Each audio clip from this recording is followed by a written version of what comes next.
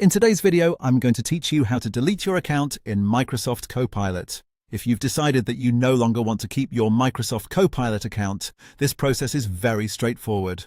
I'll walk you through it clearly so you can follow along without any confusion.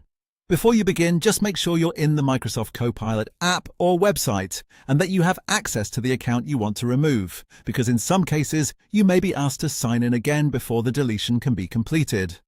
To get started, look toward the bottom left corner of the screen. This is where you'll usually find the main navigation and account-related options. From there, click on Settings. This will open the area where you can manage your preferences and account controls. Once you're inside Settings, find and select Account. This section contains the options related specifically to your profile and account status. Take a moment to make sure you're in the correct place, especially if you manage more than one account or use Microsoft services across multiple devices. After opening the Account section, you should see a button labeled Delete Account. When you're ready, click that button. This is the option that starts the permanent account removal process, so it's a good idea to pause for a second and make sure this is what you want to do. Deleting an account can affect your access to Copilot features tied to that profile. Next, confirm the deletion when prompted. Microsoft may ask you to verify your decision so that account removal doesn't happen by accident. If you haven't logged in recently, you might also be asked to sign in one more time.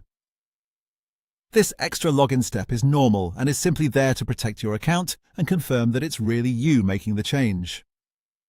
Once you complete that confirmation, the deletion process is done. At that point, your account removal request will have been submitted or completed depending on how Microsoft currently handles deletions in your region or account type. And that's all there is to it. As you can see, deleting your account in Microsoft Copilot only takes a few steps. Go to the bottom left, open Settings, select Account, click Delete Account, Account, and Confirm. If you're following along, just move carefully through each screen and read the prompts before you approve anything.